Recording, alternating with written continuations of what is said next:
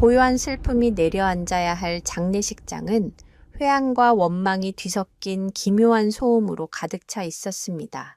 검은 상복을 입은 사람들 사이로 울음소리 대신 모든 것을 집어삼킬 듯한 짐승의 절규가 울려 퍼지고 있었죠.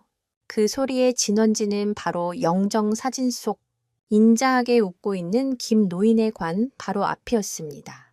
새하얀 털을 가진 진돗개 한 마리가 마치 세상의 끝을 본 것처럼 처절하게 지저대고 있었습니다.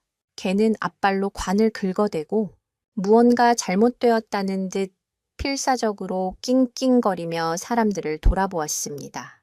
그 눈빛은 단순한 동물의 슬픔을 넘어선 어떤 간절한 호소이자 경고처럼 보였습니다.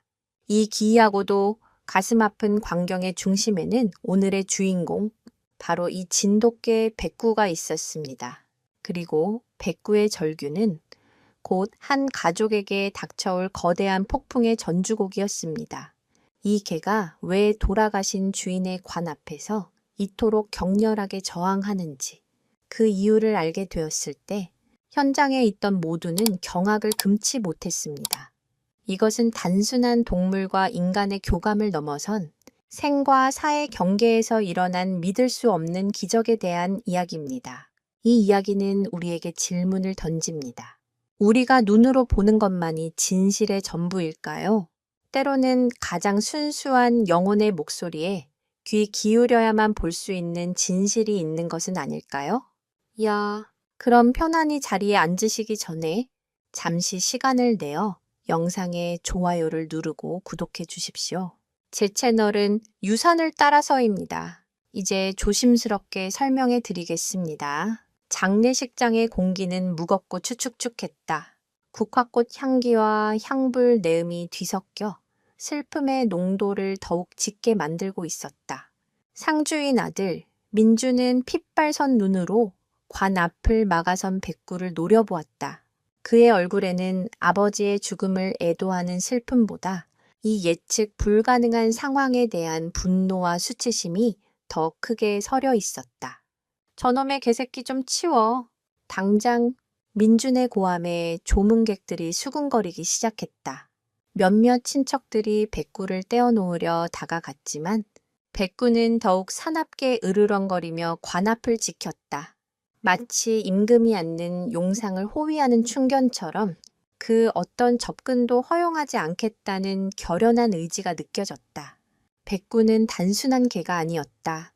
김 노인에게는 자식과도 같은 존재였다. 하지만 도시에서 나고 자라 합리성과 이성을 중시하는 민준에게 백구는 그저 아버지가 시골집에서 키우던 가축일 뿐이었다. 그는 아버지가 이 개에게 쏟았던 애정을 이해하지 못했다. 오히려 늙은 아버지를 외롭게 만든 원흉 중 하나라고 생각할 때도 있었다. 아버지, 그깟 개새끼가 뭐라고요? 저랑 서울 가서 편하게 사세요. 민준이 몇 번이고 졸랐지만 김 노인은 언제나 같은 대답을 할 뿐이었다. 백구 두고는 아무 데도 못 간다. 이놈은 내 심장 같은 놈이야. 그 말이 오늘따라 민준의 가슴을 더욱 후벼 팠다. 심장 같던 존재라니. 결국 아버지는 이 개 한 마리 때문에 홀로 외롭게 죽음을 맞이했다. 민준은 모든 원망을 백구에게 쏟아내고 있었다. 오빠, 그만해. 백구도 아는 거야. 할아버지가 자기 두고 멀리 가신다는 걸 아는 거라고. 민준의 딸? 고등학생인 수진이 눈물을 글썽이며 아빠의 팔을 붙잡았다. 수진은 어릴 적부터 방학 때마다 시골에 내려와 할아버지, 그리고 백구와 함께 시간을 보냈다. 그녀에게 백구는 충직한 게 그 이상이었다. 할아버지의 외로움을 달래주던 유일한 친구이자 자신의 어린 시절을 함께한 소중한 가족이었다. 수진의 눈에는 백구의 행동이 단순한 슬픔의 표현으로 보이지 않았다. 저토록 필사적인 몸짓에는 분명 다른 이유가 있을 것만 같았다. 마치 관 속에 있는 할아버지에게 무언가 중요한 말을 전하려는 사람처럼, 혹은 관 속에 무언가 끔찍한 것이 들어있다고 경고하는 것처럼 보였다. 백구의 울음소리는 장례식의 엄숙함을 깨뜨렸다. 조문객들은 이제 고인을 내도하기보다 이 기이한 상황을 구경하며 저마다 한마디씩 거들었다. 쯧쯧, 저 개가 영물은 영물이네.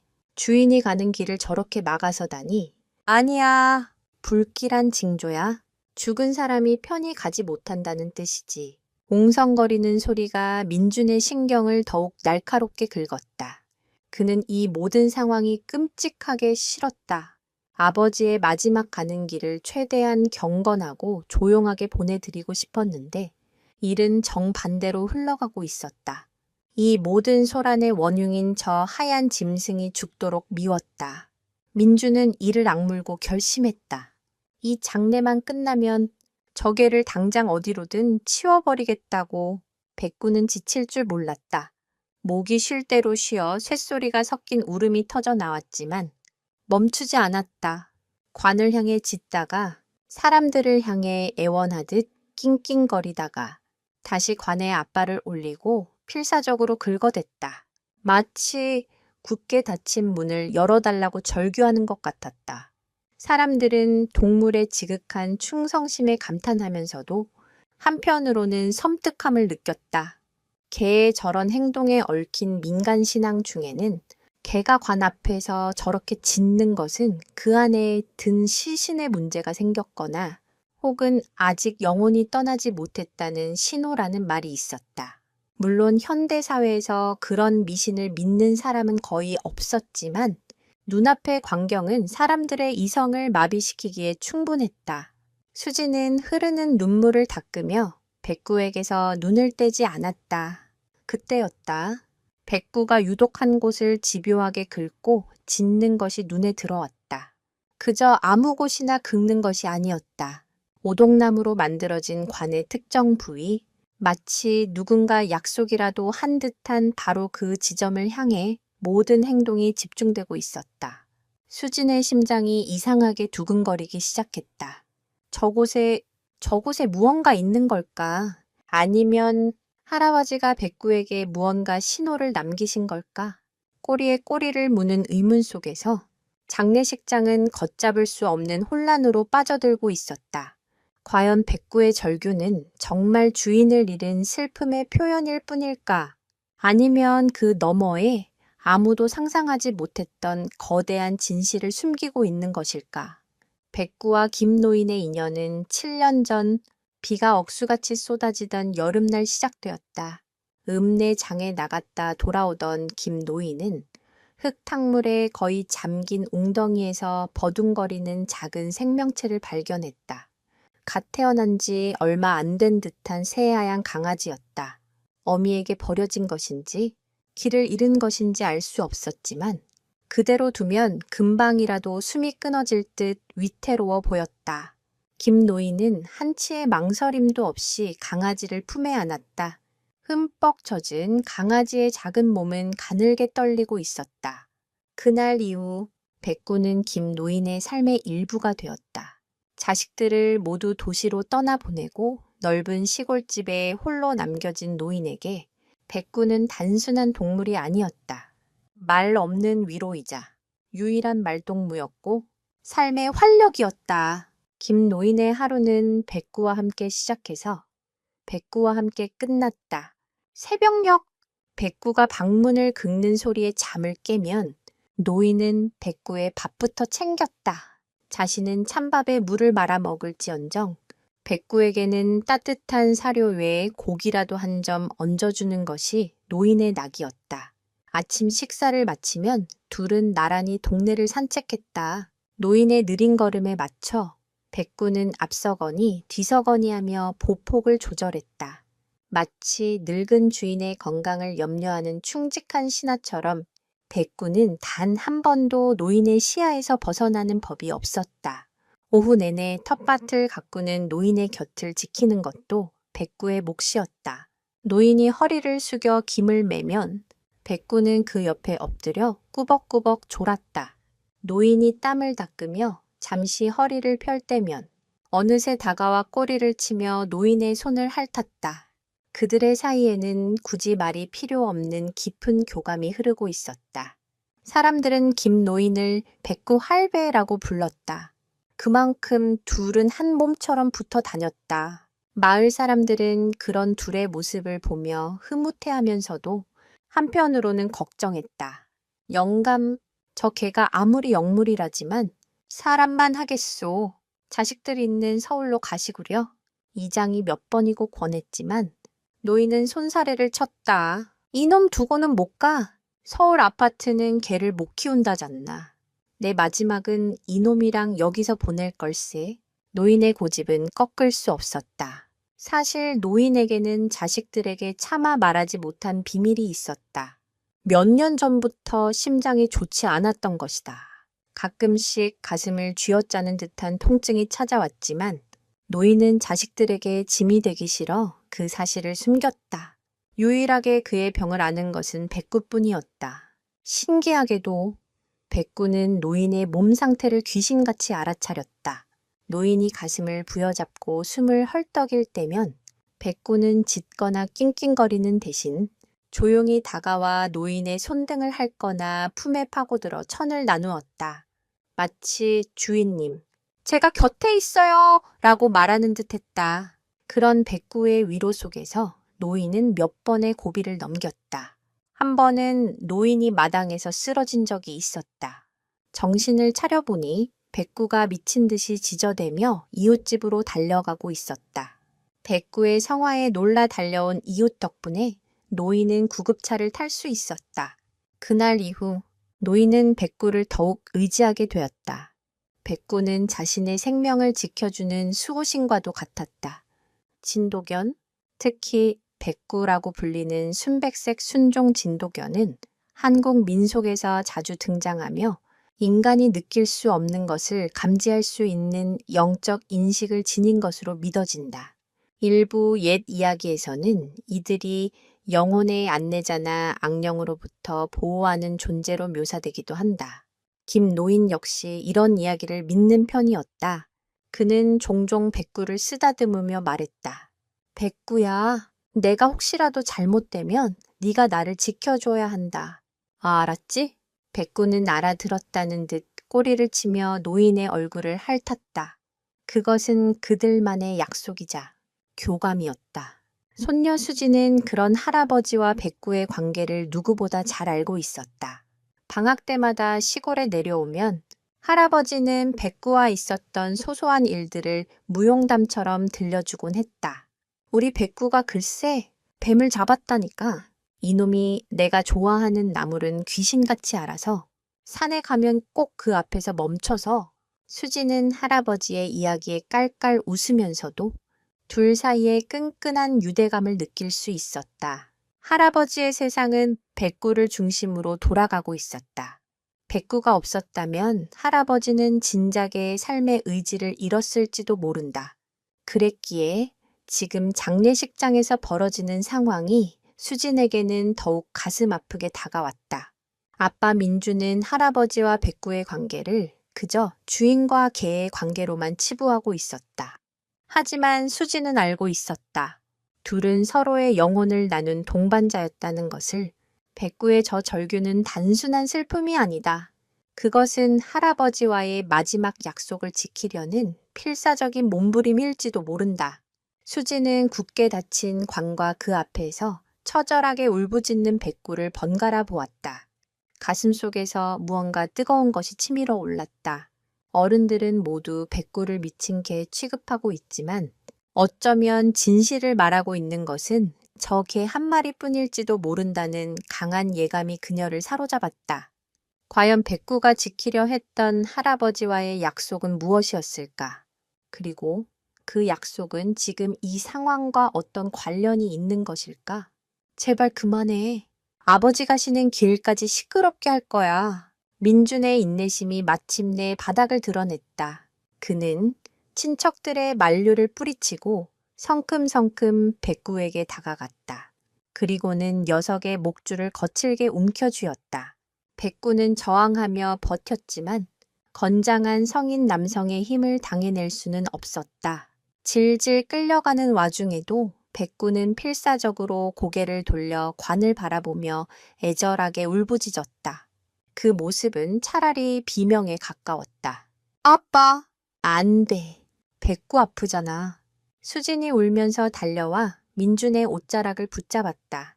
하지만 분노에 찬 민준의 눈에는 아무것도 보이지 않았다. 너는 빠져 있어. 이게 다 아버지가 저놈의 짐승을 오냐 키워서 생긴 일이야. 민준은 백구를 장례식장 구석의 기둥에 묶어버렸다. 목줄이 팽팽하게 당겨져 백구는 숨쉬기조차 힘겨워 보였다. 캑캑거리면서도 백구는 관에서 눈을 떼지 못했다. 그 끈질김에 민준은 소름이 돋았다. 그는 이 모든 비이성적인 상황을 빨리 끝내고 싶었다.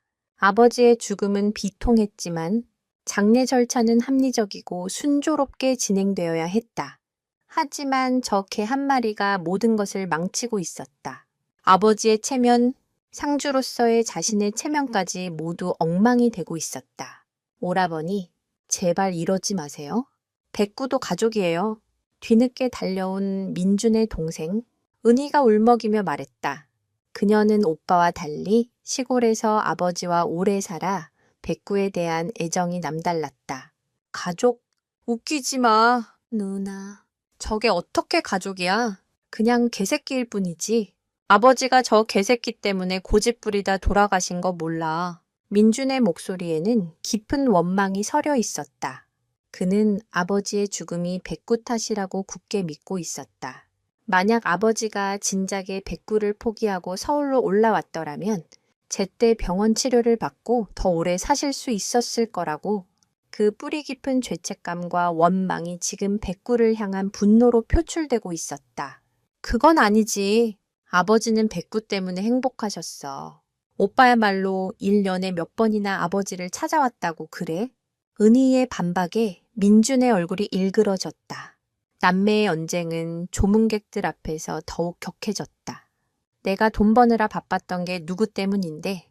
아버지 병원비, 생활비 다 내가 댔잖아. 누난 시집 가서 애 키운다는 핑계로 나 몰라라 했으면서. 말이 심하네. 내가 오빠처럼 돈을 많이 벌진 못해도 아버지 외롭지 않게 매주 찾아뵌 건 나야. 아버지의 영정 앞에서 자식들은 서로에게 날카로운 말을 쏟아내며 상처를 주고 있었다. 슬픔은 분노가 되었고 분노는 서로를 핥히는 칼날이 되었다. 가족의 갈등은 백구라는 존재를 기폭제로 삼아 골마 터져버린 것이다. 수지는 싸우는 아빠와 고모를 보며 어찌할 바를 몰랐다. 할아버지가 돌아가신 것만으로도 세상이 무너지는 것 같은데 어른들은 왜 서로를 미워해야만 하는 걸까? 그녀의 시선은 다시 기둥에 묶인 백구에게로 향했다. 백구는 더 이상 짖지 않았다. 그저 낑낑거리며 체념한 듯한 눈빛으로 관이 놓인 단상을 하염없이 바라보고 있었다. 그 눈빛이 너무나 슬퍼 보여 수지는 가슴이 미어지는 것 같았다. 백구는 지금 무슨 생각을 하고 있을까? 자신 때문에 가족들이 싸우는 것을 보며 얼마나 마음이 아플까? 사실 한국의 장례 문화에서 동물이 장례식장에 들어오는 것은 매우 이례적인 일이다. 전통적으로 동물, 특히 개는 부정한 것으로 여겨져 경건해야 할 장소에 들이지 않는 것이 관례였다. 민준이 그토록 백구를 내치려 했던 것에는 이러한 유교적 관습에 대한 무의식적인 거부감도 작용했을 것이다. 그는 아버지의 장례가 전통과 격식에 맞게 치러지길 바랐고 백구는 그 모든 것을 흐트러뜨리는 이물질과도 같았다. 반면 은희와 수진에게 백구는 관습이나 격식보다 중요한 가족의 기억 그 자체였다. 이 갈등은 결국 전통적 가치관과 현대적 가족 개념의 충돌이기도 했다. 언쟁이 격해지자 집안의 가장 큰 어른인 큰아버지가 나섰다. 그만들 못할까? 고인 앞에서 이게 무슨 추태냐? 민준이 네가 상주로서 중심을 잡아야지. 큰아버지의 불호령에 민준과 은희는 입을 다물었지만 서로를 향한 분노의 눈빛은 거두지 않았다. 장례식장의 분위기는 최악으로 치달았다. 엄숙함과 경건함은 사라지고 불편한 침묵과 어색한 기운만이 감돌았다. 모든 것이 엉망이었다. 수지는 조용히 백구에게 다가갔다. 그리고 녀석의 머리를 쓰다듬어 주었다. 백구야, 괜찮아. 내가 있잖아. 백구가 수진의 손을 가만히 핥았다. 따뜻한 혀의 감촉에 수진은 울컥 눈물이 쏟아졌다. 그때 수진의 뇌리를 스치는 생각이 있었다. 아까 백구가 미친 듯이 긁어대던 관의 한 부분, 어른들의 싸움에 가려져 잠시 잊고 있었던 그 장면이 다시 떠올랐다. 수진은 결심했다. 무언가 확인해야만 했다. 지금 이 혼란 속에서 진실에 가장 가까이 있는 것은 어른들이 아니라 어쩌면 저 말 못하는 짐승일지도 모른다는 강한 직감이 그녀를 이끌었다. 그녀는 어른들의 시선을 피해 조용히 단상 앞으로 걸어갔다. 가족 간의 갈등이 최고조에 달한 지금, 과연 어린 손녀는 무엇을 발견하게 될까? 그리고 그 발견은 이 엉망이 된 상황을 어떻게 바꾸어 놓을까? 단상 위는 국화꽃의 흰색과 검은 상복의 검은색이 극명한 대조를 이루며 침묵의 비극을 연출하고 있었다. 어른들의 시선이 잠시 다른 곳으로 향한 틈을 타 수지는 고양이처럼 살금살금관 앞으로 다가섰다. 심장이 세차게 뛰었다. 아빠에게 들키면 또다시 불호령이 떨어질 것이 뻔했다. 하지만 수지는 멈출 수 없었다. 백구의 그 절박했던 눈빛, 특정 지점만을 향해 필사적으로 앞발을 내줬던 그 몸짓이 뇌리에서 떠나지 않았다. 그것은 분명 의미 없는 행동이 아니었다. 수지는 숨을 죽인 채 관을 살폈다. 고급 오동나무로 만들어진 관은 매끄럽고 정갈했다. 하지만 수지는 곧바로 이질적인 부분을 발견했다. 백구가 집요하게 긁어대던 바로 그 위치. 관의 측면 상단부에 가늘고 깊게 파인 여러 개의 흠집이 나 있었다. 마치 날카로운 송곳이나 칼 끝으로 여러 번 그어놓은 듯한 자국이었다. 장례식장 직원의 실수로 생긴 상처라고 보기에는 너무나 인위적이고 특정 위치에 집중되어 있었다. 게다가 흠집 주변의 나무 결이 미세하게 일어서 있는 것으로 보아 생긴 지 얼마 안 된 상처임이 분명했다. 새 관에 이런 흠집이 있다는 것 자체가 이상한 일이었다. 수지는 심장이 쿵 하고 내려앉는 것을 느꼈다. 이것이 백구가 말하려던 것일까? 이 흠집에 대체 무슨 의미가 있는 걸까? 수지는 주변을 살피며 조심스럽게 손가락으로 흠집을 쓸어보았다. 깊이가 제법 느껴졌다. 단순한 스크래치가 아니었다. 누군가 의도를 가지고 새겨놓은 흔적임이 틀림없었다.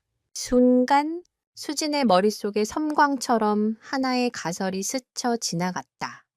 혹시 할아버지가 돌아가시기 직전에 마지막 힘을 다해 무언가 메시지를 남기신 것은 아닐까?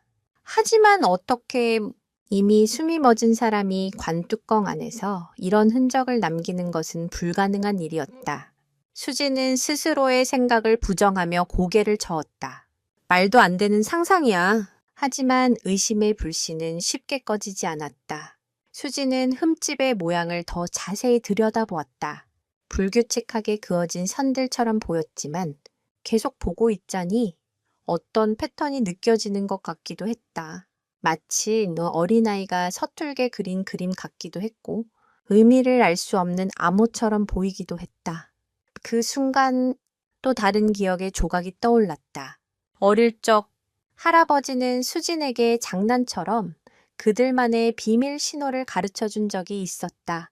수진아, 만약에 할아버지가 말을 못하게 되면 이렇게 표시할게. 이건 도와달라는 뜻이야. 할아버지는 손가락으로 허공에 어떤 모양을 그렸다. 그것은 지금 관에 새겨진 흠집의 형태와 희미하게 닮아 있었다. 수지는 온몸에 소름이 돋았다. 설마 그럴 리가 없어? 할아버지는 분명 병원에서 사망 선고를 받으셨다. 의사가 심정지를 확인했고 가족들 모두가 임종을 지켰다. 그런데 어떻게 이런 일이 머릿속에 복잡하게 얽혀왔다. 이 사실을 어른들에게 말해야 할까? 하지만 누가 이 말을 믿어줄까? 아빠는 분명 철없는 소리라며 화를 낼 것이고 고모는 너무 슬퍼서 헛것을 본다고 할지도 모른다. 미친 개 취급을 받는 백구의 행동과 17살 손녀의 비현실적인 주장을 믿어줄 사람은 아무도 없을 것이다. 오히려 할아버지의 장례를 방해하는 불경한 행동으로 치부될 것이 뻔했다. 흥미롭게도 역사적으로는 사람이 죽지 않았는데 사망 선고를 받고 생매장되는 사례가 드물지 않게 있었다. 의학이 발달하지 않았던 과거에는 더욱 흔한 일이었고 이를 생매장 공포 테포포비아라는 용어로 부르기도 한다. 19세기 유럽에서는 이런 공포 때문에 관 내부에 종을 달아 혹시라도 깨어났을 때 외부에 신호를 보낼 수 있게 만든 안전 관 세이프티 커핀이 발명되기도 했다. 현대의학 시대에 이런 일이 일어날 확률은 거의 없지만 견뜬 아니었다. 특히 천이 급격히 떨어지고 호흡과 맥박이 극도로 미약해져 사망 상태와 구분하기 힘든 카탈랩시 혹은 강경증이라는 희귀한 상태가 존재한다. 수진이 발견한 단서는 바로 이 희박한 가능성을 가리키고 있었다. 수진은 혼란스러웠다. 이 엄청난 비밀을 자기 혼자 감당할 수 있을까? 그녀는 다시 한번 기둥에 묶인 백구를 바라보았다. 백구는 여전히 그 자리에 엎드려 오직 관만을 주시하고 있었다. 그 눈빛은 마치 네가 맞구나. 네가 내 말을 알아들었구나 라고 말하는 듯했다. 수지는 백구의 눈빛에서 용기를 얻었다. 이것이 헛된 망상이라 할지라도 할아버지가 남긴 마지막 신호일지도 모른다는 희망을 그냥 저버릴 수는 없었다. 그리고 저토록 필사적으로 무언가를 알리려는 백구의 충심을 외면할 수도 없었다. 이제 수지는 선택의 기로에 섰다. 어른들의 세계에 순응하고 침묵할 것인가? 아니면 모두에게 미친 사람 취급받을 것을 각오하고 이 작은 단서를 세상에 드러낼 것인가? 그녀의 작은 어깨에 한 가족의 운명, 어쩌면 한 사람의 생명까지 걸려 있을지도 모르는 무거운 책임감이 내려앉고 있었다. 과연 수지는 어떤 선택을 하게 될까? 그리고 그녀의 선택은 꽁꽁 얼어붙은 가족들의 마음을 움직일 수 있을까? 장례식장의 시간은 더디게 흘러가고 있었지만 수진의 마음속에서는 폭풍이 휘몰아치고 있었다. 발인 시간이 다가오고 있었다. 장례식장의 어수선했던 분위기는 다시 무거운 침묵 속으로 가라앉았다.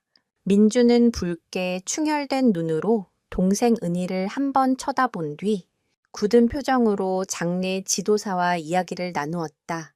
그의 마음은 이미 정해져 있었다. 이 지긋지긋한 소동을 끝내고 아버지를 편안히 보내드리는 것, 그리고 이 모든 소란의 원흉인 백구를 처리하는 것, 그것이 지금 그가 해야 할 일이라고 상주로서의 책임이라고 스스로에게 되뇌고 있었다. 운구차가 대기 중입니다. 곧 출발하셔야 합니다. 장례 지도사의 말에 민주는 고개를 끄덕였다. 그는 기둥에 묶인 백구를 차가운 시선으로 바라보았다. 백구는 이제 기력이 다했는지 숨만 가쁘게 몰아쉬며 엎드려 있었다. 하지만 그 시선만은 여전히 끈질기게 관을 향해 있었다. 그 모습에 민주는 연민 대신 증오와도 같은 감정을 느꼈다. 저 짐승의 집착이 아버지의 마지막 길을 더럽히고 가족들을 분열시켰다. 그는 더 이상 저 개를 아버지의 유산으로 남겨둘 수 없다고 판단했다. 민주는 주머니에서 휴대폰을 꺼내 어디론가 전화를 걸었다. 그의 목소리는 낮고 단호했다. 나 민준이다. 혹시 개 한 마리 맡아줄 만한 곳 없냐? 진돗개인데. 아니, 그냥 데려가라. 시골집에 혼자 둘 수도 없고 서울 우리 집은 아파트라 안 된다. 그래, 오늘 장지에서 바로 데려가 줬으면 좋겠다. 부탁한다. 전화를 끊는 민준의 손은 미세하게 떨리고 있었다. 마음 한구석이 불편했지만 그는 이것이 최선이라고 합리화했다. 아버지는 돌아가셨고 이제 남은 사람들이 살아가야 한다. 저 개는 이제 과거의 유물일 뿐 앞으로의 삶에는 거추장스러운 짐이 될 뿐이었다. 그의 통화 내용을 어깨 너머로 들은 은희의 얼굴이 하얗게 질렸다. 오빠, 지금 뭐라고 했어? 백구를 버리겠다고. 은희의 목소리가 떨려 나왔다. 버리는 게 아니야. 더 좋은 주인 찾아주는 거지. 어차피 우리가 키울 수도 없잖아. 민준이 쏘아붙였다. 어떻게 그런 말을 해? 백구는 아버지가 목숨처럼 아끼던 애야. 아버지 유품이나 마찬가지라고. 유품. 아버지가 남긴 골칫덩거리지. 저놈 때문에 우리가 지금 얼마나 곤욕을 치르고 있는지 안 보여. 남매의 갈등은 다시 폭발했다. 하지만 이번에는 누구도 그들을 말리지 않았다. 모두가 지쳐 있었다. 수지는 아빠와 고모의 대화를 들으며 온몸의 피가 차갑게 식는 것을 느꼈다. 백구를 보낸다고? 할아버지의 비밀을 풀 수 있는 유일한 열쇠일지도 모르는 백구를 이렇게 허무하게 떠나보내야 한다고? 안 될 말이었다. 수지는 자기도 모르게 소리쳤다. 안 돼요. 백구 보내면 안 돼요. 모든 시선이 수진에게로 쏠렸다. 민주는 딸의 돌발 행동에 당황하며 낮은 목소리로 꾸짖었다. 김수진, 넌 어른들 일에 끼어들지 마. 아니요, 끼어들어야겠어요. 백구는 할아버지에 대해 무언가 알고 있어요. 우리가 모르는 사실을 알려주려고 저러는 거란 말이에요. 수진의 외침은 그러나 허공 속의 메아리일 뿐이었다. 어른들은 그저 어린아이가 할아버지를 잃은 슬픔에 이상한 소리를 한다고 여겼다. 민준의 표정은 더욱 굳어졌다. 그는 딸마저 저 비이성적인 감상에 휘둘리고 있다고 생각하니 화가 치밀었다. 헛소리 그만해. 어서 채 탈 준비나 해. 민주는 수진의 말을 일축하고 운구를 준비하라고 손짓했다.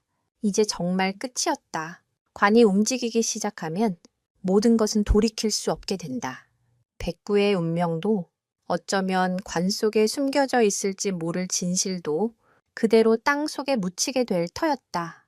개가 주인을 잃은 후 새로운 환경이나 주인에게 적응하지 못하고 심한 스트레스를 겪는 경우는 매우 흔하다. 특히 진돗개처럼 한 주인에 대한 충성심이 강한 견종은 분리불안이나 우울증을 겪다가 심한 경우 식음을 전폐하고 죽음에 이르기도 한다. 민준의 결정은 백구에게 사실상의 사형 선고나 다름없었다. 그는 그저 골칫덩어리를 치운다고 생각했지만 실제로는 아버지의 분신과도 같았던 하나의 생명을 벼랑 끝으로 내몰고 있는 것이었다. 옹구 행렬이 시작되었다. 건장한 남자들이 관을 어깨에 메고 장례식장을 나서기 시작했다. 그 순간 기둥에 묶여있던 백구가 마지막 남은 힘을 다해 몸을 일으켰다. 그리고는 이제껏 들어본 적 없는 가장 처절하고 절박한 울음소리를 토해냈다. 그것은 마치 피를 토하는 듯한 절규였다. 쇠사슬이 끊어질 듯 팽팽하게 당겨졌고 백구의 목에서는 컥컥거리는 소리가 났다. 그럼에도 백구는 움직이는 관을 향해 자신의 주인이 담겨있는 그 차가운 상자를 향해 온몸으로 외치고 있었다. 가지 마세요. 제발 거기에 있으면 안 돼요. 수지는 눈앞이 캄캄해졌다. 이제 정말 시간이 없었다. 어떻게든 막아야 했다. 하지만 무슨 수로? 힘없는 고등학생인 자신이 할 수 있는 일은 아무것도 없었다. 옹구 행렬은 멈추지 않았고 백구의 울음소리는 점점 멀어졌다. 백구의 운명은 이제 바람 앞에 촛불처럼 위태로웠다. 과연 이대로 모든 것이 끝나버리는 것일까? 할아버지의 마지막 흔적과 백구의 충심은 이대로 영원히 묻히게 되는 것일까? 수진의 마음속에서는 절망과 함께 작은 오기가 피어오르기 시작했다. 옹구차가 장지로 떠나고 텅 빈 분향소에는 무거운 침묵과 허탈 간만이 남았다. 민주는 복잡한 심경으로 아버지의 영정사진을 정리했다. 백구를 보내기로 한 결정이 마음에 걸렸지만 어쩔 수 없는 선택이었다고 스스로를 다독였다. 그때 수진이 조용히 다가와 말했다. 아빠, 할아버지 방에 있는 유품들. 제가 정리해도 돼요. 민주는 잠시 딸을 바라보았다. 슬픔에 잠겨 있으면서도 무언가 결심한 듯한 딸의 눈빛이 낯설게 느껴졌다. 그래라. 너무 무리하지는 말고. 그는 무심코 허락했다. 수지는 할아버지의 방으로 향했다. 문을 열자 익숙한 냄새가 코끝을 찔렀다. 묵은 책 냄새와 희미한 풀 냄새. 그리고 할아버지의 탯줄과 뒤섞인 세상에서 가장 편안했던 냄새였다. 하지만 이제 그 냄새의 주인은 세상에 없었다. 수지는 금방이라도 터져 나오려는 울음을 간신히 참으며 방 안을 둘러보았다. 낡은 자개장, 손때 묻은 라디오, 삐걱거리는 나무 의자. 모든 것이 할아버지와의 추억을 고스란히 담고 있었다. 그녀는 무엇부터 시작해야 할지 막막했다. 그녀가 유품을 정리하겠다고 나선 것은 단순히 할아버지의 물건을 정리하기 위함이 아니었다. 그녀는 단서를 찾고 있었다. 관에 새겨진 그 이상한 흠집, 그리고 백구의 필사적인 행동을 설명해줄 무언가를 찾아야만 했다. 수진의 시선은 낡은 책상 위에 놓인 작은 나무 상자에 멈췄다. 할아버지가 보물 상자라고 부르던 것이었다. 어릴 적 수지는 저 상자 안에 무엇이 들었는지 궁금해서 여러 번 열어보려 했지만 할아버지는 언제나 웃으며 나중에 우리 강아지 다 크면 보여줄게라고만 하셨다. 수지는 떨리는 손으로 상자를 열었다. 안에는 낡은 흑백 사진 몇 장과 빛바랜 편지들, 그리고 작은 주머니 칼 하나가 들어있었다. 사진 속에는 젊은 시절의 할아버지와 할머니, 그리고 갓난아기인 아빠의 모습이 담겨 있었다.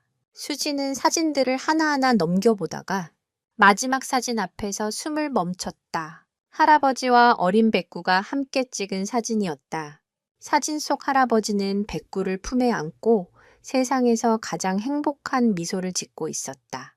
사진 뒷면에는 할아버지의 글씨체로 이렇게 적혀 있었다.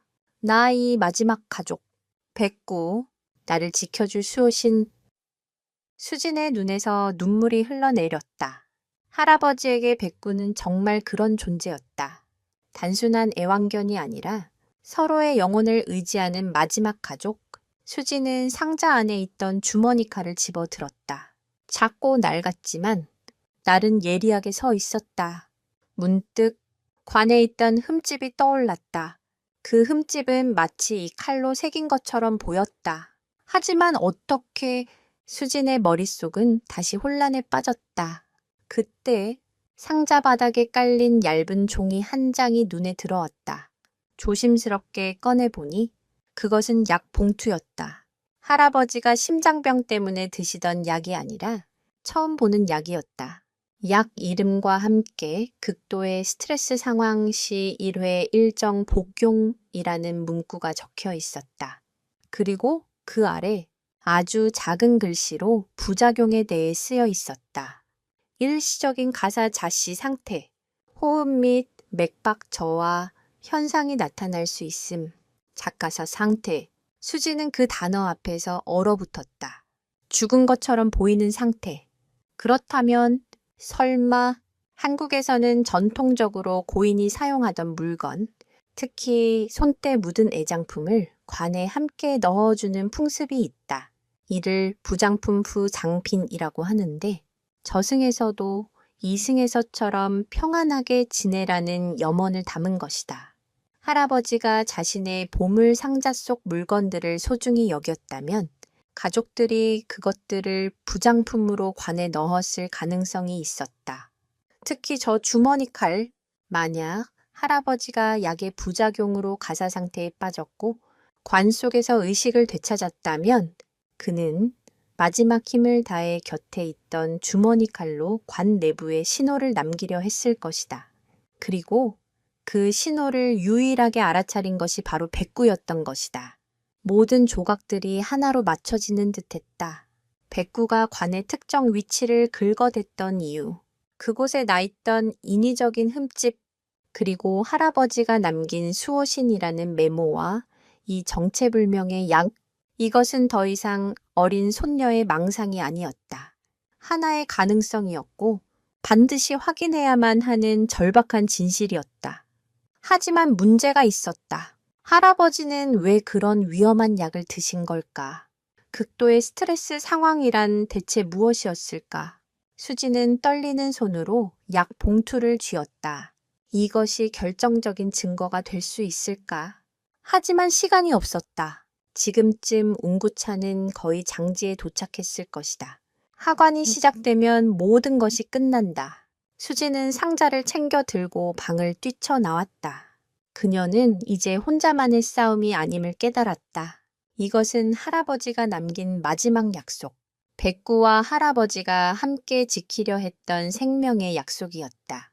그녀는 어떻게든 장지로 가서 하관을 막아야만 했다.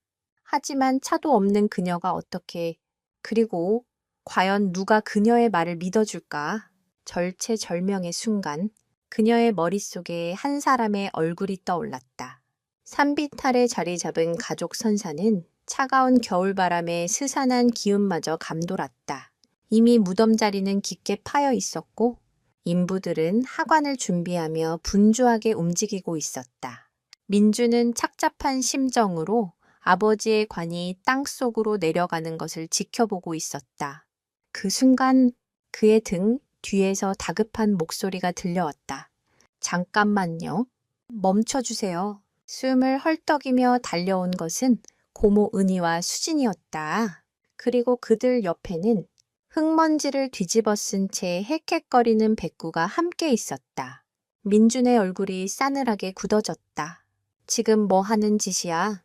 여긴 어떻게 알고 왔어? 그리고 저 걔는 또 뭐야? 그는 분노를 참지 못하고 소리쳤다. 은희가 눈물을 흘리며 애원했다. 오빠, 제발 딱 한 번만 우리 얘기 좀 들어줘. 수진이가 이상한 걸 발견했단 말이야. 민주는 코웃음을 쳤다. 이상한 거? 또 그 개가 헛소리 하는 걸 봤다는 거냐? 누나까지 왜 이래? 제정신이야. 그는 동생과 딸의 말을 들으려 하지 않았다. 이 경건해야 할 매장 절차를 또다시 망치려는 수작으로밖에 보이지 않았다. 사실 수지는 할아버지의 방에서 나온 직후 곧장 고모 은희에게 달려갔다. 울면서 약 봉투와 보물 상자를 보여주며 관의 흠집에 대해 설명했다. 처음에는 반신반의하던 은희도 가사 상태라는 단어와 수진의 절박한 눈빛 앞에서 마음이 흔들렸다. 만에 하나, 정말 만에 하나라도 수진의 말이 사실이라면 평생을 후회 속에 살게 될지도 모른다는 공포가 그녀를 덮쳤다. 은희는 결국 장례식장에 묶여있던 백구를 풀어주고 급히 택시를 잡아타고 이곳까지 달려온 것이었다. 그때였다. 은희의 손을 뿌리치고 풀려난 백구가 미친 듯이 무덤 구덩이로 달려들었다.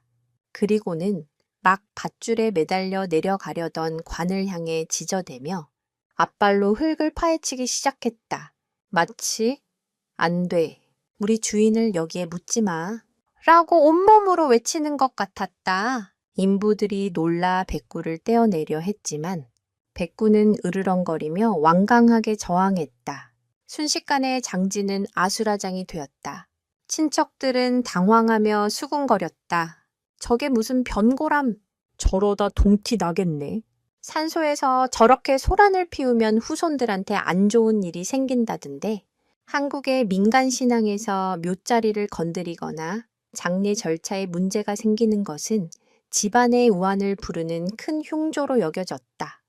동티란 바로 이런 금기를 어겼을 때 신의 노여움을 사받게 되는 재앙을 뜻한다. 친척들의 불안한 속삭임은 민준의 이성을 더욱 마비시켰다. 그는 이 모든 불경스러운 사태를 빨리 종결시켜야 한다는 강박에 사로잡혔다. 수지는 울부짖으며 아빠에게 매달렸다. 아빠, 제발요. 이것 좀 보세요. 그녀는 품에서 꺼낸 약 봉투를 민준의 눈앞에 내밀었다.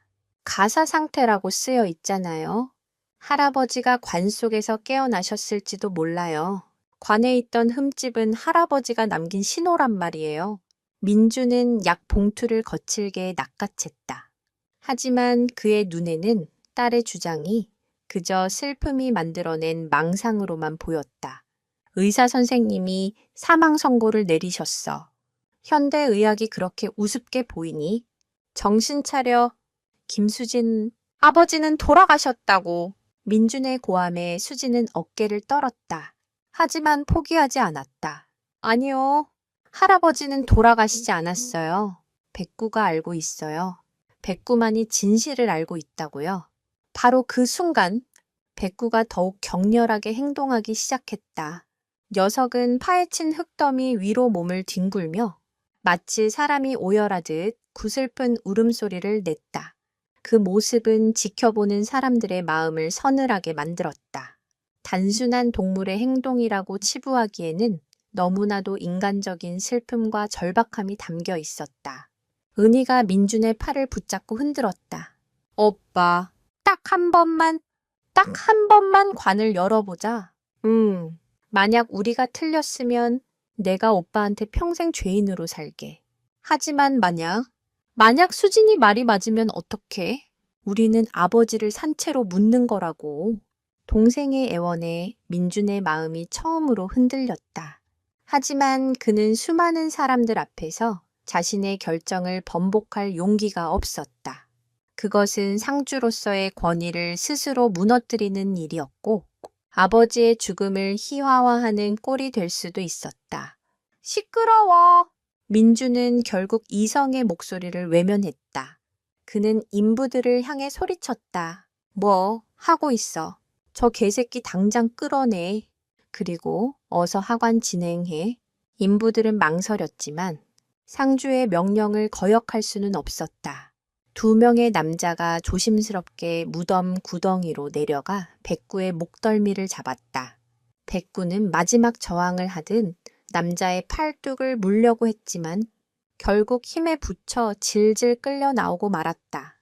관은 다시 천천히 어둡고 깊은 땅속으로 내려가기 시작했다. 안 돼. 할아버지. 수진의 비명이 차가운 산 공기를 갈랐다. 모든 것이 끝나는 순간이었다. 과연 이대로 진실은 땅속에 묻히고 말 것인가? 아니면 마지막 기적이 일어날 수 있을까? 수진의 절규에도 불구하고 흙을 파는 삽질 소리는 무정하게 계속되었다. 백구는 인부의 손에 붙들려 발버둥 치면서도 차가운 흙더미가 관 위로 쏟아지는 광경을 보며 애끓는 신음을 토해냈다. 희망의 불씨가 꺼져가는 절망적인 순간, 수지는 마지막 지푸라기라도 잡는 심정으로 할아버지의 유품을 뒤지기 시작했다. 그녀는 장례식장에서 급하게 챙겨온 할아버지의 낡은 가방을 열었다. 혹시라도 다른 단서가 아빠의 마음을 돌릴 만한 결정적인 증거가 있을지도 모른다는 신락 같은 희망 때문이었다. 가방 안에는 낡은 옷가지와 약 봉투 몇 개가 전부였다. 수진의 얼굴에 실망감이 스쳐 지나갈 때 가방 가장 깊숙한 곳에서 손때 묻은 작은 수첩 하나가 손에 잡혔다. 할아버지의 일기장이었다. 할아버지가 매일같이 무언가를 기록하신다는 것은 알고 있었지만 한 번도 읽어볼 생각은 하지 못했었다. 수지는 떨리는 손으로 일기장을 펼쳤다. 날짜는 할아버지가 돌아가시기 바로 전날에 멈춰 있었다. 멈이 예전 같지 않다. 심장을 쥐어짜는 고통이 점점 잦아진다.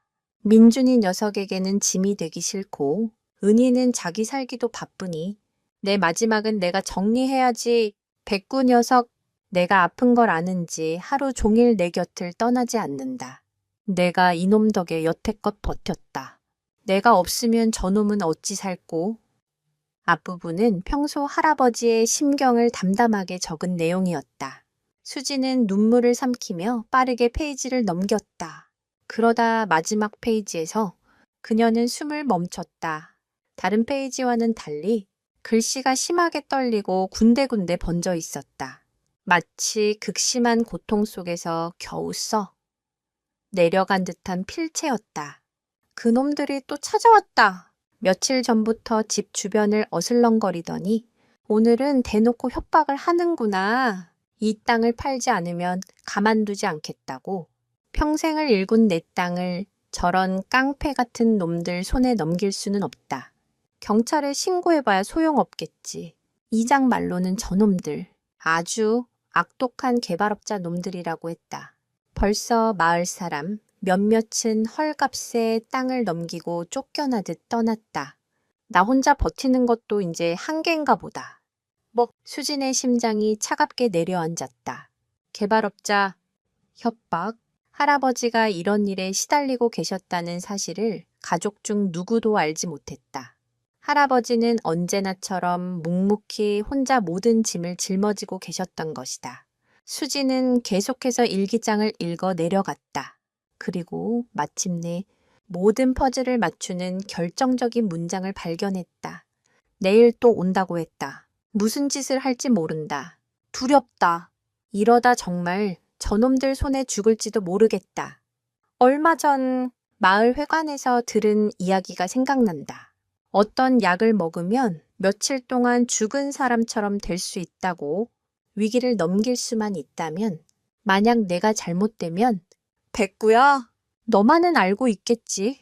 내가 너에게 가르쳐준 그 신호를 잊지 마라.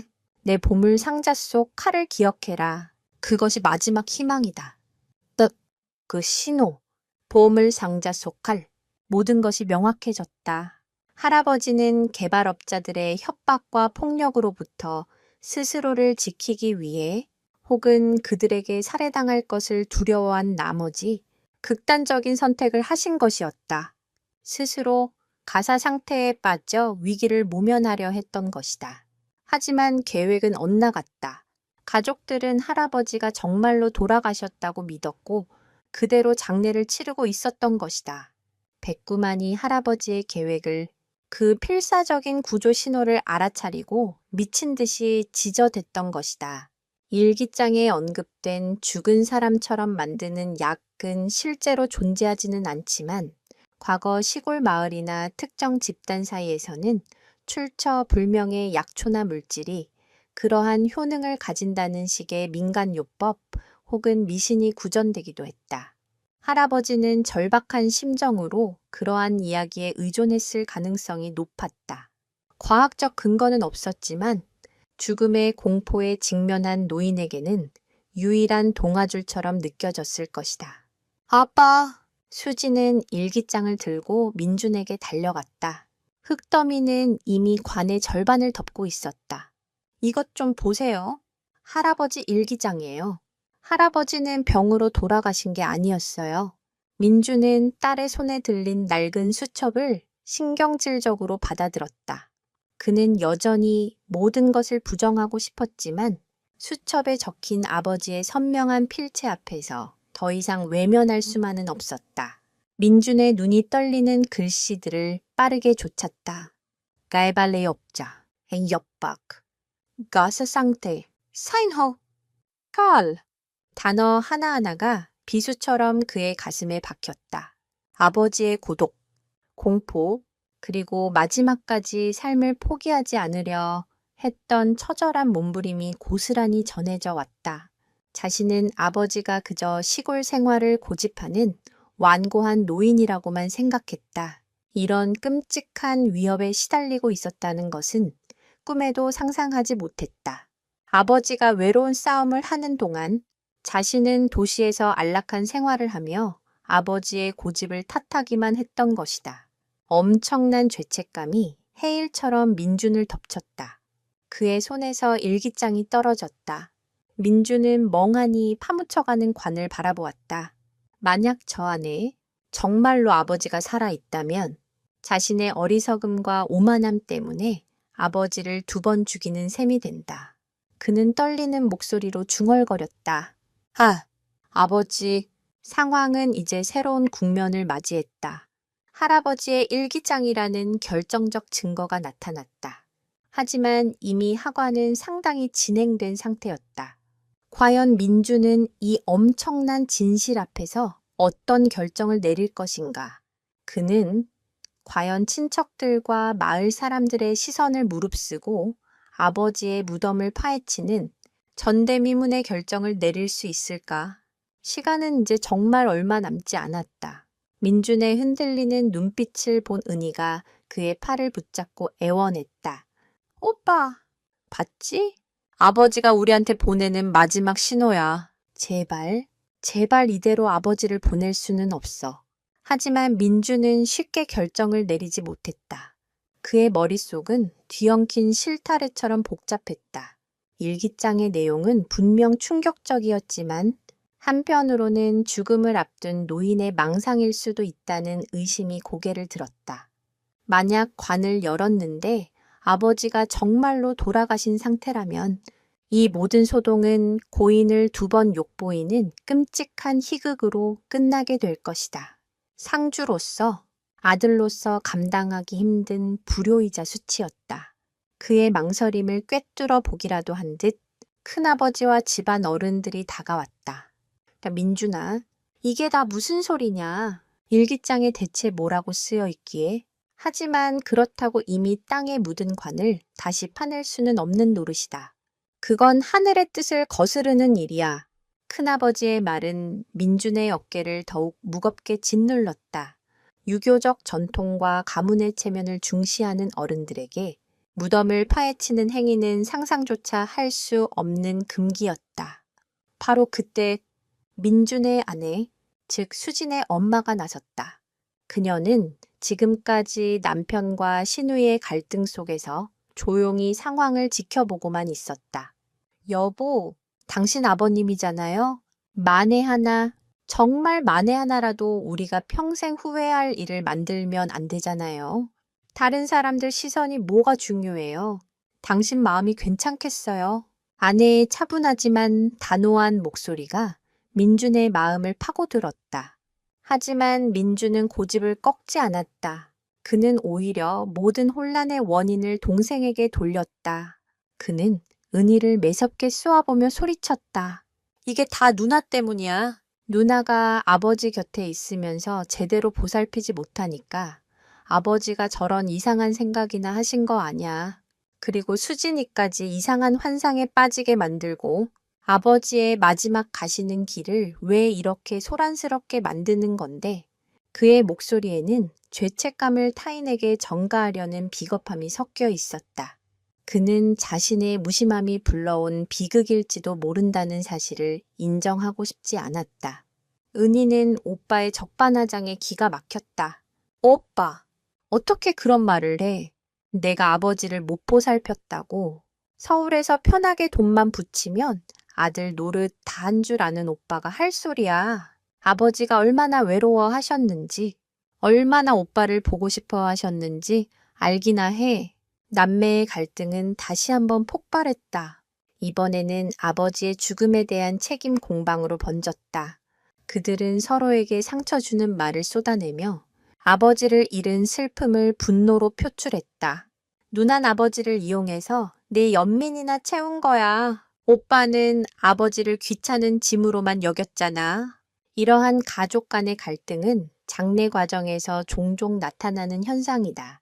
특히 부모의 죽음 이후 남겨진 자녀들은 슬픔, 죄책감, 그리고 유산 문제 등이 복합적으로 작용하며 오랫동안 억눌러왔던 감정을 폭발시키곤 한다. 김 노인의 가족 역시 백구의 이상 행동과 일기장의 발견이라는 극적인 사건을 계기로 그동안 수면 아래에 있던 갈등이 한꺼번에 터져 나온 것이었다. 수지는 아빠와 고모가 싸우는 모습을 보며 절망감에 휩싸였다. 지금은 힘을 합쳐 할아버지를 구해야 할 때인데 어른들은 왜 서로를 비난하며 시간을 허비하고 있는 걸까? 그녀는 깨달았다. 아빠를 설득하는 것만으로는 부족하다. 이 상황을 뒤집을 만한 모두가 인정할 수밖에 없는 객관적인 증언이 필요했다. 그때 수진의 뇌리에 한 사람의 얼굴이 스쳐 지나갔다. 얼마 전 할아버지가 일기장에 썼던 이장님이었다. 이장님이라면 할아버지가 개발업자들에게 시달렸던 사실을 알고 있을지도 모른다. 수지는 싸우는 어른들을 뒤로하고 장례를 지켜보기 위해 한쪽 구석에 서 있던 마을 이장에게 달려갔다. 이장 할아버지, 저희 할아버지, 돌아가시기 전에 혹시 이상한 일 없었어요? 마구 누가 찾아와서 할아버지를 괴롭히거나 하진 않았냐고요? 수진의 다급한 질문에 이장은 당황한 표정을 지었다. 그는 민준과 친척들의 눈치를 살피며 우물쭈물했다. 그게 김 노인께서 입단속을 시켜서 이장의 망설이는 태도에서 수지는 확신을 얻었다. 이장님은 무언가 알고 있다. 수지는 이장의 옷소매를 붙잡고 애원했다. 제발요. 할아버지. 지금 저희 할아버지가 땅속에 묻히게 생겼어요. 뭐든 아시는 게 있으면 말씀해 주세요. 수진의 눈물, 어린 호소의 이장의 마음이 움직이기 시작했다. 한편 남매의 싸움은 극으로 치닫고 있었다. 민주는 이제 거의 이성을 잃고 동생을 몰아붙이고 있었다. 아버지 명예에 먹칠하는 짓, 당장 그만둬! 과연 이장은 어떤 증언을 해줄 것인가? 그의 증언은 완고한 민준의 마음을 돌리고 이 비극적인 싸움을 멈출 수 있는 열쇠가 될 수 있을까? 팽팽한 대립 속에서 시간은 속절없이 흐르고 있었다. 수진의 간절한 눈빛에 이장은 더 이상 침묵을 지킬 수 없었다. 그는 깊은 한숨을 내쉰 뒤 무거운 입을 열었다. 사실은 민준이 자네 아버님이 돌아가시기 며칠 전부터 험상궂은 외진들이 마을을 들쑤시고 다녔네. 이장의 말에 민준과 은희의 싸움이 멎었다. 모든 사람의 시선이 이장에게로 쏠렸다. 이장은 착잡한 표정으로 말을 이었다. 그놈들은 서울에서 온 개발업자들이라고 했어. 우리 마을 뒷산을 밀고 골프장을 짓는다고 헐값에 땅을 넘기라고 윽박 지르더군. 대부분의 노인들은 겁을 먹고 헐값에 땅을 팔고 떠났지. 하지만 자네 아버님은 끝까지 버티셨어. 조상 대대로 물려받은 땅을 돈 몇 푼에 넘길 수 없다고. 호랑이처럼 버티셨지. 이장의 목소리에는 김 노인에 대한 존경심이 묻어 있었다. 그놈들이 아버지를 찾아갔었나요? 민준이 떨리는 목소리로 물었다. 이장은 고개를 끄덕였다. 가다마다. 한두 번이 아니었네. 처음에는 회유하더니 나중에는 거의 매일같이 찾아와서 협박을 일삼았지. 밤늦게 찾아와 대문을 두들겨대고 험한 욕설을 퍼붓고 내가 몇 번이나 자네 아버님께 경찰에 신고하자고 했지만 괜히 자식들에게 알려져 걱정 끼치기 싫다며 한사코 마다하시더군. 혼자서 그 모든 걸 감당하고 계셨던 거야. 이장의 증언은 일기장의 내용을 뒷받침하는 결정적인 증거였다. 김 노인이 겪었던 공포와 스트레스가 단순한 망상이 아니라 명백한 사실이었음이 증명된 것이다. 민주는 아무 말도 할 수 없었다. 그는 망치로 머리를 한 대 맞은 듯한 충격에 휩싸였다. 아버지를 외롭게 만든 것은 백구도 시골의 불편한 생활도 아니었다. 바로 아들인 자신. 아버지의 고통을 조금도 알아차리지 못했던 자신의 무심함이었다. 이장은 말을 멈추지 않았다. 그는 더 충격적인 사실을 털어놓았다. 돌아가시기 전날 밤이었을 거야. 내가 걱정이 돼서 자네 아버님 댁에 몰래 가봤는데 그놈들 2명이 아버님 멱살을 잡고 흔들고 있더군. 내일까지 도장 안 찍으면 이 노인네 쥐도 새도 모르게 묻어버릴 줄 알라고 그러면서 자네 아버님을 땅바닥에 내동댕이쳤어. 내가 놀라서 소리를 지르자 그놈들은 허둥지둥 도망쳤고 이장은 그때 바로 경찰에 신고하지 못한 것을 자책하며 말을 잇지 못했다. 이 증언은 현장에 있던 모든 사람을 경악하게 만들었다. 김 노인의 죽음이 단순한 병사가 아닐 수도 있다는 끔찍한 가능성이 수면 위로 떠올랐다. 개발업자들의 폭행이나 그로 인한 극심한 쇼크가 죽음의 직접적인 원인이었을 수도 있다. 혹은 일기장의 내용대로 김 노인이 그들의 위협을 피하기 위해 스스로 가사 상태에 빠지는 극단적인 방법을 선택했을 수도 있었다.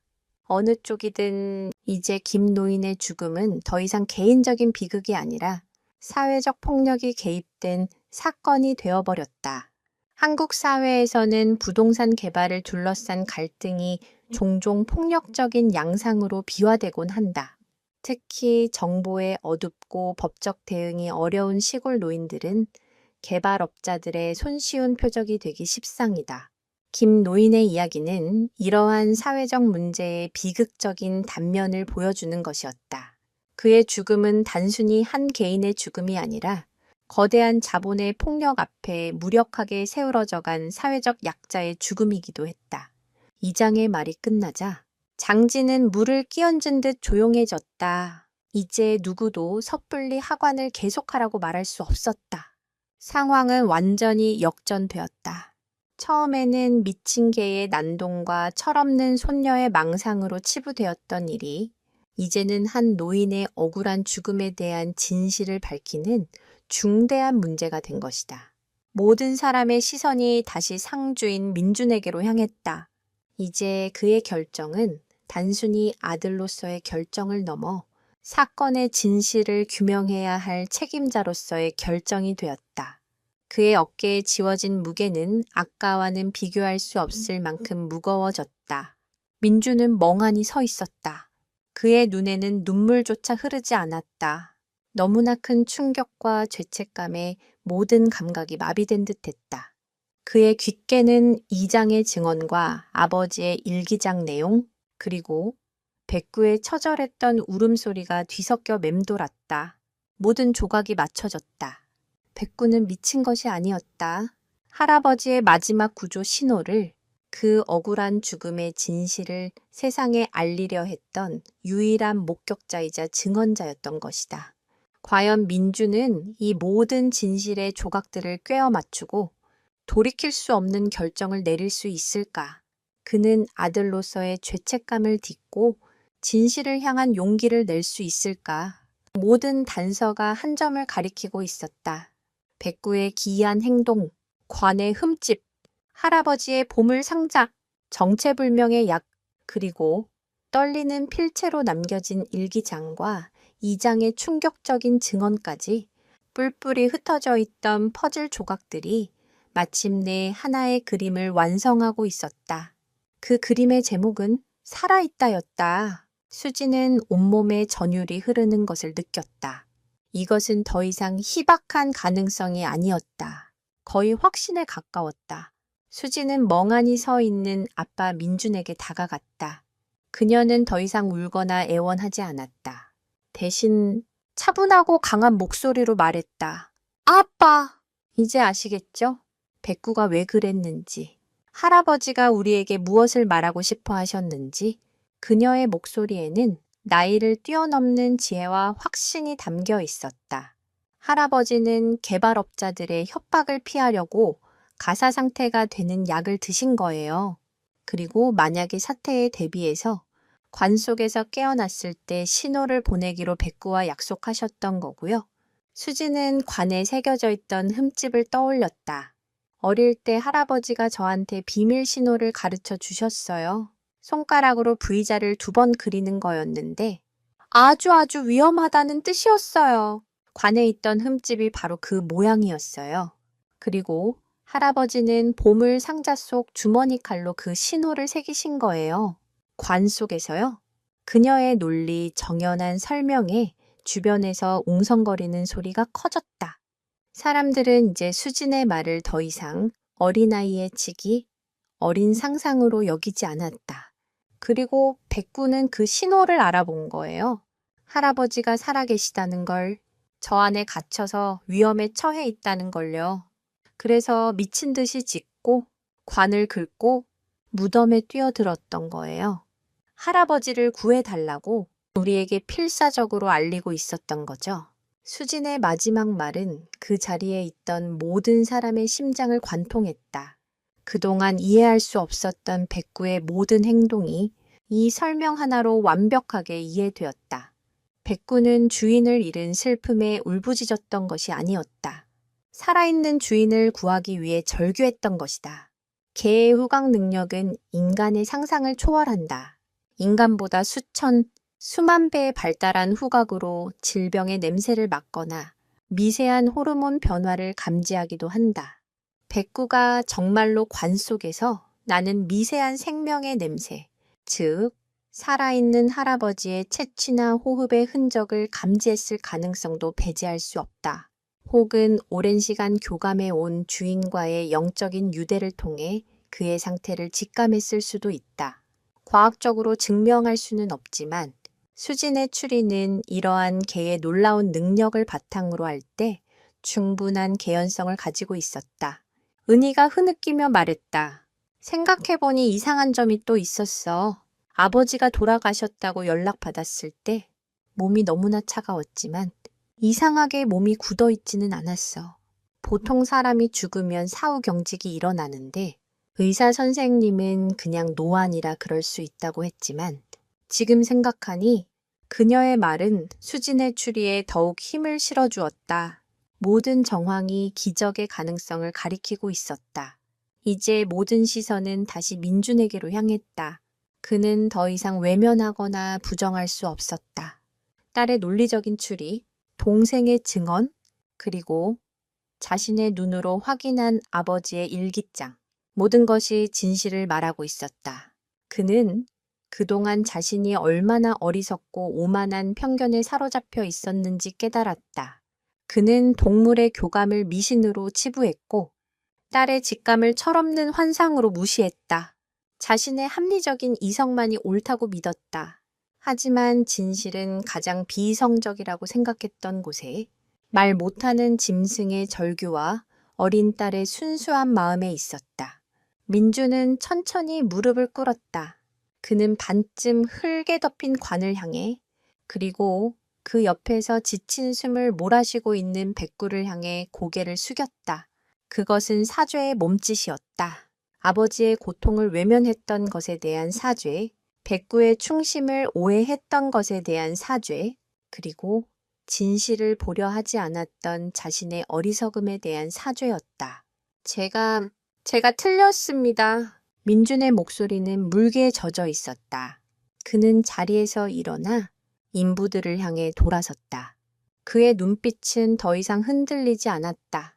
거기에는 아들로서, 상주로서, 그리고 한 인간으로서 내려야 할 마지막 결단이 서려 있었다. 죄송하지만 다시 관을 꺼내 주십시오.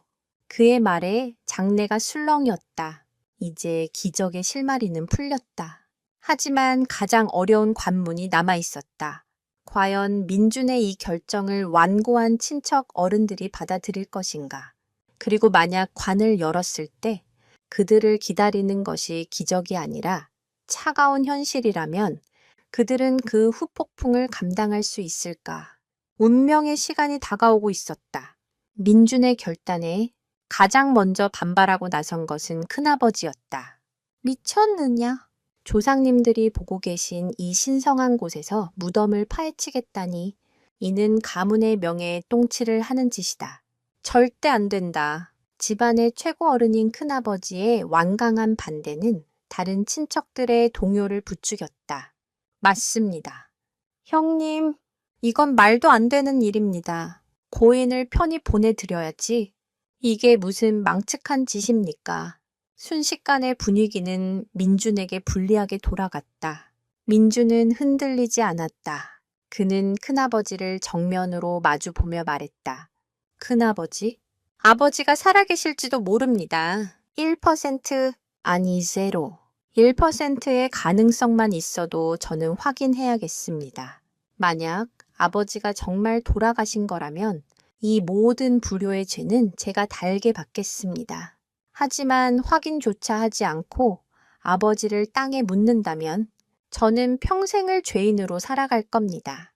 그건 죽는 이만 못한 삶입니다. 그의 목소리에는 더 이상 망설임이 없었다. 그것은 죄책감을 딛고 일어선 아들의 진실을 향한 절박한 외침이었다. 하지만 큰아버지는 요지부동이었다. 내 아비가 살았는지 죽었는지는 하늘의 뜻에 달린 것이다.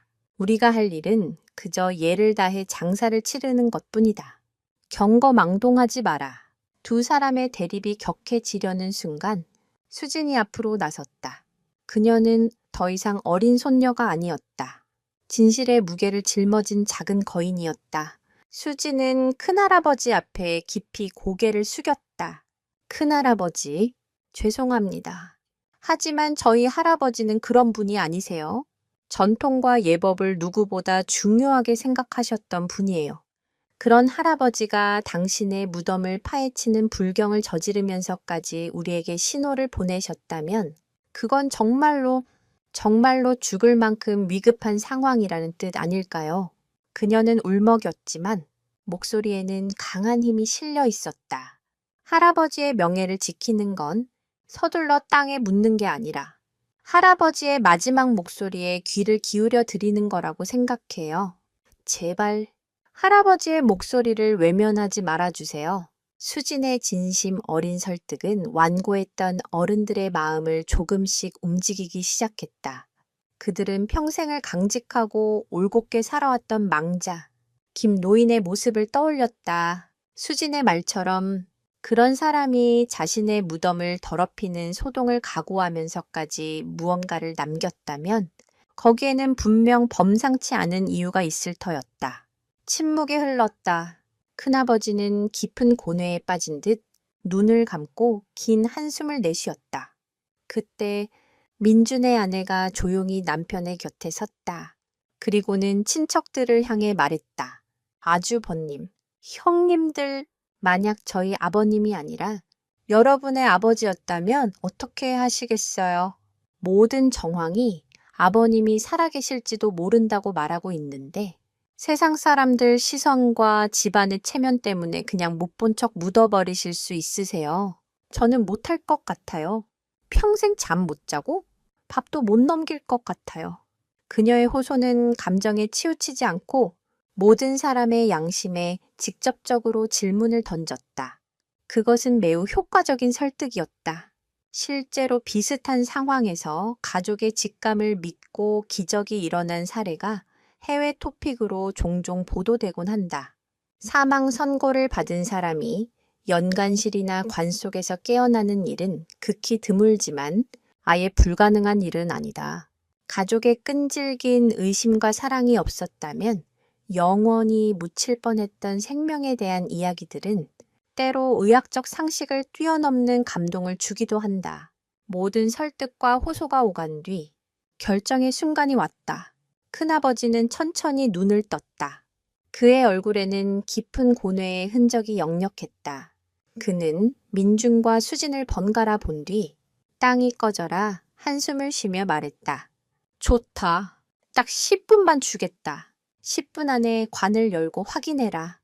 만약 내 말대로가 아니라면 너는 오늘부로 내 조카도 아니다. 이 집안 사람으로 생각하지 않을 것이다.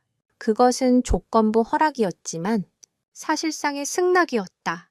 민주는 큰아버지에게 깊이 허리를 숙였다. 감사합니다. 정말 감사합니다. 그는 즉시 인부들에게 소리쳤다. 어서요. 빨리 관 위로 덮은 흙을 걷어내 주세요. 서둘러요. 인부들은 망설일 틈도 없이 다시 삽을 들었다. 이제 시간과의 싸움이었다. 관이 땅속에 있었던 시간, 그리고 지금 흘러가는 1분 1초가 안에 있을지 모를 할아버지의 생명을 좌우하고 있었다. 모든 사람이 숨을 죽인 채 다시 파헤쳐지는 무덤을 바라보고 있었다. 기적을 향한 마지막 설득은 성공했다. 하지만 진짜 시험은 이제부터 시작이었다. 과연 관뚜껑이 열렸을 때 그들을 기다리는 것은 무엇일까? 희망일까? 아니면 더 깊은 절망일까? 큰아버지의 허락이 떨어지자 장지의 공기는 희망과 불안이 뒤섞인 기묘한 긴장감으로 가득 찼다. 민주는 평생 내려본 적 없는 가장 어렵고 무거운 결정을 내렸다.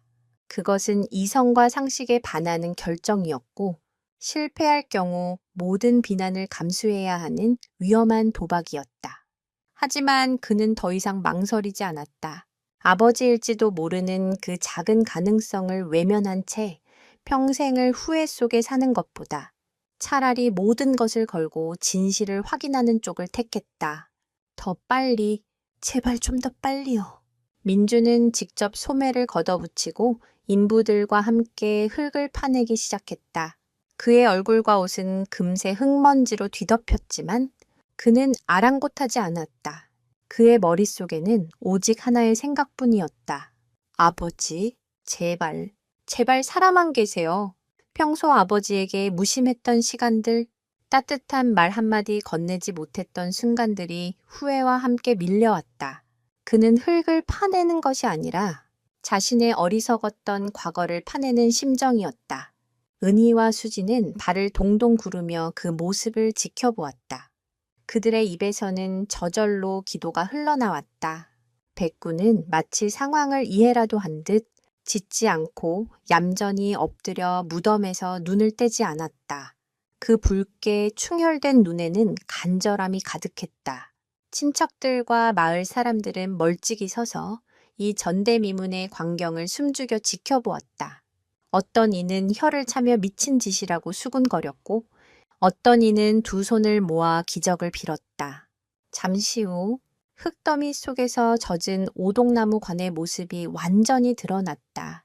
인부들이 굵은 밧줄을 다시 관에 걸어 조심스럽게 끌어올리기 시작했다. 삐걱거리는 도르래 소리가 산 전체에 울려 퍼지는 듯했다. 마침내 관이 차가운 땅 위로 다시 올라왔을 때 현장에는 무거운 침묵이 흘렀다. 이제 마지막 관문만이 남았다. 저 뚜껑을 여는 것. 민주는 떨리는 손으로 관 뚜껑 위를 쓸었다. 차갑고 축축한 감촉이 손끝을 통해 심장까지 전해지는 듯했다. 그는 잠시 눈을 감았다. 만약 뚜껑을 열었을 때 차갑게 식은 아버지의 얼굴과 마주하게 된다면 그는 그 현실을 감당할 수 있을까? 하지만 이제 와서 물러설 수는 없었다. 그는 결심한 듯 눈을 뜨고 인부들을 향해 고갯짓을 했다. 인부 하나가 들고 있던 쇠지렛 떼바루를 관 뚜껑 틈새에 끼워 넣었다. 끽 하고 섬뜩한 마찰음이 울렸다. 모두가 마른 침을 삼켰다. 민주는 수진과 은희의 눈을 가려주려 했지만 두 사람은 고개를 저으며 아버지가 겪었을지도 모를 고통을 외면하지 않겠다는 듯 관에서 시선을 떼지 않았다. 한국의 전통적인 못관은 보통 못을 박아 밀봉한다. 이 못을 광중정 쿠앙쫑팅이라 부르며 뚜껑을 닫은 뒤 망치로 두드려 박는 것은 장례 절차의 중요한 부분이다. 이는 외부의 사악한 기운이 들어오지 못하게 하고 고인의 영혼이 평안히 잠들기를 바라는 의미를 담고 있다. 지금 인부들이 힘겹게 열려는 것이 바로 그 굳게 박힌 못들이었다. 고인의 안식을 위해 박았던 못이 이제는 생명을 가두는 장애물이 되어버린 아이러니한 상황이었다. 인부가 쇠지렛대에 힘을 주자 우두둑 하는 소리와 함께 첫 번째 못이 뽑혀 나왔다. 이어 두 번째, 세 번째 못이 차례로 뽑혔다. 마침내 관 뚜껑을 고정하던 모든 못이 제거되었다. 인부 2명이 관 뚜껑의 양쪽을 잡고 민준을 바라보았다. 마지막 신호를 기다리는 것이었다. 민준은 깊게 심호흡을 했다. 그의 등 뒤로 느껴지는 수십 개의 시선이 그의 어깨를 무겁게 짓눌렀다. 여십시오. 민준의 나직하지만 단호한 명령이 떨어졌다. 과연 저 뚜껑 아래에는 무엇이 기다리고 있을까? 한 가족의 운명을 건 도박의 결과가 이제 곧 밝혀지려 하고 있었다. 시간은 멈춘 듯했고 세상의 모든 소음이 사라진 채 오직 삐걱거리며 열리는 관, 뚜껑 소리만이 모두의 고막을 파고들었다. 끽! 첫! 시간이 멈춘 듯한 정적 속에서 낡은 문이 열리는 듯한 소름 끼치는 소리와 함께 관 뚜껑이 마침내 열렸다. 그 순간 지켜보던 모든 사람들의 입에서 나지막한 탄성이 터져 나왔다. 가장 먼저 관 속을 들여다본 민준의 얼굴은 경악과 불신, 그리고 안도감이 뒤섞여 기이하게 일그러졌다. 그의 눈동자는 지진이라도 난 듯 격렬하게 흔들리고 있었다. 관 속에는 수의를 입은 김노인이 누워 있었다. 창백한 얼굴, 감은 두 눈, 언뜻 보기에는 영락없는 시신의 모습이었다. 하지만 이전과 결정적으로 다른 점이 있었다. 노인의 몸은 더 이상 반듯하게 누워있지 않았다. 마치 좁은 공간에서 발버둥이라도 친 듯 수위는 흐트러져 있었고 두 손은 가슴 위가 아닌 관의 옆면을 붙잡으려는 듯한 부자연스러운 자세로 굳어 있었다. 그리고 그의 얼굴 위로 덮여있던 얇은 명정민 징천이 미세하게 아주 희미하게 오르락 내리락 하고 있었다. 그것은 바로 숨이었다. 살아계셔. 아버지가 숨을 쉬고 계셔. 가장 먼저 침묵을 깬 것은 은희의 비명 같은 외침이었다. 그녀는 무너져 내리듯 관 옆에 주저앉아 오열했다. 그제야 정신을 차린 민준이 허둥지둥 관 속으로 손을 뻗어 아버지의 코 밑에 손가락을 가져다 댔다. 미약하지만 분명한 온기가, 그리고 끊어질 듯 이어지는 희미한 숨결이 느껴졌다. 기적이었다. 아무도 상상하지 못했던, 믿을 수 없는 기적이 눈앞에서 펼쳐진 것이다. 수지는 두 손으로 입을 막은 채 뜨거운 눈물만 흘렸다. 할아버지는 정말 살아있었다. 백구의 절규는, 자신의 직감은 틀리지 않았다. 주변에 있던 친척들과 마을 사람들은 눈앞의 광경을 믿을 수 없다는 듯 저마다 경악과 감탄의 소리를 쏟아냈다. 세상에 이런 일이. 저 진돗개가 정말 영물이네. 영물이야. 하늘이 도왔다. 하늘이 도왔어. 웅성거림은 이내 환호성으로 바뀌었다. 완강하게 반대했던 큰아버지조차 넋이 나간 표정으로 관을 바라보다 이내 하늘을 향해 고개를 숙이며 감사의 눈물을 흘렸다. 민주는 정신을 차리고 다급하게 외쳤다. 구급차, 빨리 119에 신고해. 어서. 사람들은 허둥지둥 휴대폰을 꺼내 신고하기 시작했다. 산속이라 정확한 위치를 설명하는 데 애를 먹었지만 모두가 한마음으로 할아버지를 살리기 위해 애썼다. 민주는 아버지의 차가운 손을 붙잡고 계속해서 이름을 불렀다. 아버지, 정신 좀 차려보세요. 저예요. 민준이에요. 아버지. 하지만 노인의 의식은 돌아오지 않았다. 숨만 간신히 붙어있는 위태로운 상태였다. 관 내부를 자세히 살펴보자. 그날의 처절했던 사투의 흔적이 고스란히 드러났다. 관 뚜껑 안쪽 면에는 수진이 밖에서 보았던 것보다 훨씬 더 많은 손톱으로 긁고 핥힌 자국들이 선명하게 남아 있었다. 그리고 노인의 손에는 그가 보물 상자에 넣어두었던 작은 주머니 칼이 힘없이 쥐어져 있었다. 할아버지는 정말 어둡고 차가운 관 속에서 깨어나 마지막 힘을 다해 외부로 신호를 보냈던 것이다. 그 작은 칼끝으로 관의 약한 부분을 긁어 소리를 내고 흠집을 새겨 흔적을 남겼다. 그 필사적인 소리와 신호를 알아들은 유일한 존재가 바로 백구였다. 개가 관 앞에서 짖는 것을 불길하게 여기는 미신은 어쩌면 이런 기적적인 사건들이 구전되면서 생겨난 것일지도 모른다. 동물의 특별한 감각이 인간이 놓친 생명의 신호를 감지하고 그것을 경고하는 행동이 후대에는 불길한 징조로 오해되었을 수 있다는 것이다. 오늘 백구가 보여준 행동은 그런 미신에 대한 가장 확실한 반증이었다. 잠시 후 산 아래에서 희미하게 구급차 사이렌 소리가 들려오기 시작했다. 희망의 소리였다. 구급대원들이 도착하기 전까지 사람들은 노인의 천이 떨어지지 않도록 자신들의 외투를 벗어 덮어주었다. 조금 전까지 서로를 비난하고 반목하던 가족들, 의심의 눈초리로 지켜보던 사람들 모두가 이제는 한마음으로 노인의 생명을 위해 기도하고 있었다. 이 모든 기적의 중심에는 이제야 안심이 되는 듯 주인의 곁에 조용히 엎드려 가쁜 숨을 몰아쉬는 하얀 진돗가에 백구가 있었다. 그 충직한 영혼이 아니었다면 한 생명은 억울하게 차가운 땅속에 묻힐 뻔했다. 이제 남은 것은 할아버지가 무사히 의식을 되찾는 일뿐이었다. 과연 할아버지는 깨어나 이 모든 일의 진실을 밝힐 수 있을까?